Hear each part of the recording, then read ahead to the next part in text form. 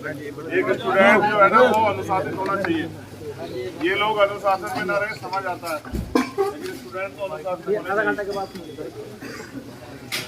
मैं आपको अपने जीवन का के बारे में कुछ बताऊं? वो आपसे भी जुड़ा हुआ है। देखो, मैं डबल पोस्ट ग्रेजुएट और मैंने LLB की। मेरे फादर चाहते थे मैं जज बनूं, क्योंकि उनकी लाइफ में कई सारे ऐसे मुकदमे हुए उनको न्याय नहीं मिला। लेकिन मैं उस समय पढ़ाई की वैल्यू नहीं समझ पाया, तो मैंने LLB भी की, तो बहुत कष्ट की सब मन लगा के नहीं पढ़ा, इसलिए मैं उस फील्ड में ज़्यादा ताकतवर नहीं बन पाया। जो मैंने सीखा बाद में, उसकी वजह से मैं उन सब चीज़ों पे बात रख पाता हूँ। इसलिए नहीं कि मैंने उस समय अच्छी पढ़ाई की। इस बात से यह स्पष्ट होता है कि जिस समय का जो समय होता है जिस चीज़ के लिए, अगर हम उस समय उसको समय नहीं देंगे तो हम लोग कामयाब नहीं होते। अब आप हॉस्टल में रह रहे हैं, आप में और जो लोग अलग से स्कूल में पढ़ रहे हैं, जो घर से आते हैं, उनमें आप में फर्क है। एक आदमी बना लो, बाकी अपने ध्यान यहाँ रखो। मैं तुम्हारे और खुद को समझता हूँ, तुम सब फोन चलाओगे नहीं कर पाओगे। एक आदमी रिकॉर्ड कर लो, तो बाकी लोग अपना ध्यान यहाँ रखो, 100% दो। जब स्कूल में मास्टर पढ़ा रहा होता है और आप किसी दूसरे काम में लगे होते तो क्या सिलेबस छूटता है? नहीं छूटता है। इसलिए तो मैं कह रहा हूँ कि बंद करो। एक आदमी बना लेगा, बाकी लोग मेरी तरफ ध्यान रखो। समझ रहे हो? कोई हमारी टीम का बना दो इनके फोन लेके, लेकिन तुम लोग मेरी बात पे गौर करो। तुम्हें मेरी बात याद रहेगी, आज ध्यान रखो।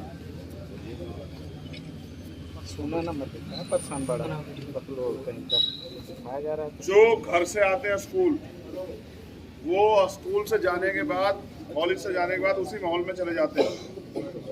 लेकिन आप जब जो हॉस्टल में रहते हैं, वो वापस अपने उस माहौल में आते हैं जहाँ सब लोग पढ़ने के लिए आए। आपके जो लक्ष्य है उससे आप अकेले नहीं जुड़े हुए, आपकी पूरी फैमिली जुड़ी हुई है। माँ बाप कैसे भेजते हैं स्कूल, पता है ना? आटा चावल आते होंगे ना घर से, कपड़ा सपड़ा सब आता होगा ना, सर्दी में जूते चप्पल सब व्यवस्था कराते हैं ना। तुम्हें क्या पता कहाँ से आता है वो? तो तुम्हारे माता पिता बड़े भाइयों को पता होगा ना। कुछ लोग होंगे जो अपने आप भी कुछ कमाते होंगे, लेकिन सोचो वो सब चीज़ें तुम पे क्यों इन्वेस्ट कर रहे हैं? इसलिए कि कल तुम अपने पैरों पर खड़े हो सके। और तुम अगर यहाँ के नहीं पढ़ोगे तो उनके मन में भी सपने हैं कि भाई जिस गरीबी बेबसी में हम लोग जिए, हमारे आने वाली पीढ़ियाँ गरीबी बेबसी में ना जिए। और जब आप यहाँ आके नहीं पढ़ते तो उनके कितने सपने टूटते हैं। मेरे पिताजी ने, मैं सीरियसली कह रहा हूँ, हम 6 भाई बहन हैं। मेरे पिताजी ने मुझे जूते चाहिए तो उन्होंने जूते नहीं खरीदे। मैंने देखा उनकी चप्पल टूटी हुई तो उन्होंने सिलवा रखी, क्योंकि मुझे सर्दी में जूते चाहिए। इस तरह से माँ बाप अपने बच्चों को, मुझे जर्सी चाहिए थी तो उन्होंने अपने लिए जैकेट नहीं बनाई। इस तरह से माँ बाप अपने बच्चों को अपने खून से सीखते हैं। लेकिन हम अपने निजी स्वार्थ, जो माहौल इस तरह का बना होता है आसपास में, और जो बेकार की चीज़ों में अपने आप को इस तरह इन्वॉल्व कर लेते हैं कि बुनियादी चीज़ से ध्यान ही हटा लेते हैं। लेकिन कल जब हम यहाँ धोखा दे के जाते हैं तो घर में जाते हैं तो हमें थोड़ा सम्मान मिलता है। भाई सम्मान भी तो उन्हीं लोगों को मिलता है जो कामयाब होके जाते हैं। फिर तो हमसे ही वो कहते हैं इनको इतनी एनर्जी भी लगे, सब खराब हो गया। अब मैं आपको एक चीज़ बताता हूँ, अभी तक तो मैंने आपको उस माहौल में किया पढ़ाई वाले, अब आप मेरी बात पर गौर करो। मेरे एक बहुत अच्छे साथी हैं जो आई है, एक बार मैं उनके साथ था, उन्होंने ये बात मुझे बताई। उन्होंने कहा अगर किसी को कोई भी एग्जाम क्लियर करना है तो उसके लिए जो कीमत है वो चुकानी पड़ेगी। जैसे आप माचिस खरीदते हो, क्या कीमत होगी माचिस की? 1 रुपया चुकाओगे तभी तो माचिस मिलेगी।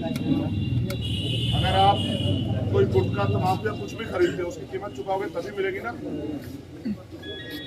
तो अगर सफलता चाहिए उसकी भी कीमत है। उन्होंने कहा अगर आपको सिविल सर्विस क्रैक करनी है तो आपको 12-14 घंटे पढ़ना पड़ेगा। आपको